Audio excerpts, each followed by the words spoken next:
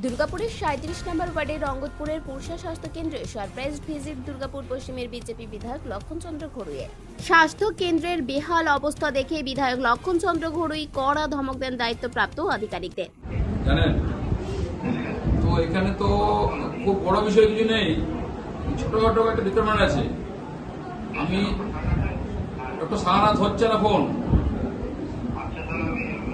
শাহানাকে কোনো ফোন করতে, number 1। Number 2, যা যা রিকমেন্ড আছে আমি লিখিত আকারে শাহানাকে এখানকার পুরো চিঠিপত্র নিয়ে আমার প্যাটে পাঠাচ্ছি।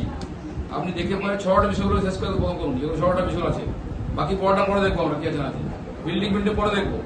ছোটটা যেগুলো আছে আমাদের, একজন এখানে টেকনিশিয়ান লাগবে, একটা সুইপার লাগবে, একটা ইনস্ট্রুমেন্ট, একটা মেশিন পড়ে আছে 2 বছর ধরে লাগানো হচ্ছে না, ঠিক আছে।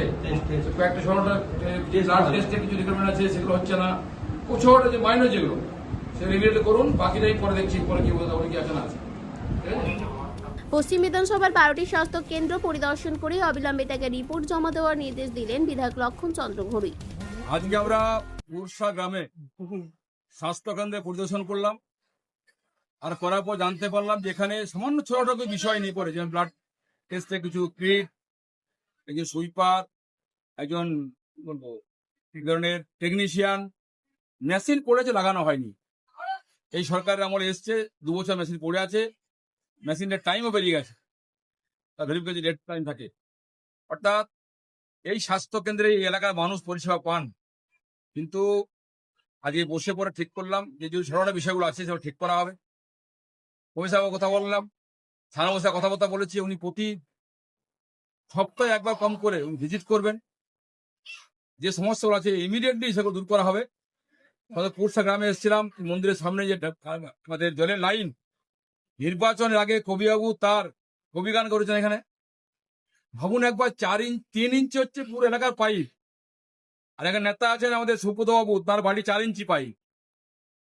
তার বাড়িতে 100 পরিবার আছে, তার ভাই দাদা কাকার আছেন, তার জন্য 4 ইঞ্চি পাইপ, আর গ্রামের মানুষের 3 ইঞ্চি পাইপ।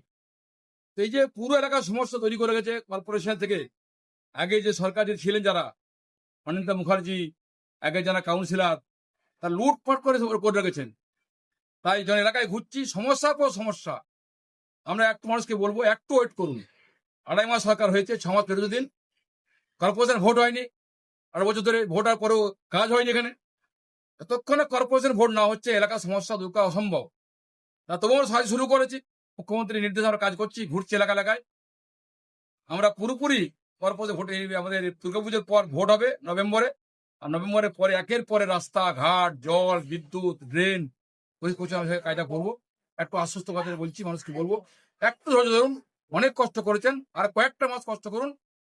ডবল ইঞ্জিন সরকার আমাদের এলাকার সমস্যা দূর করবে, সেই উপলক্ষে এসেছিলাম, ওই এলাকা পরিদর্শন করলাম, কথাবার্তা বললাম, খুব মানুষ উগড়ে দিচ্ছে।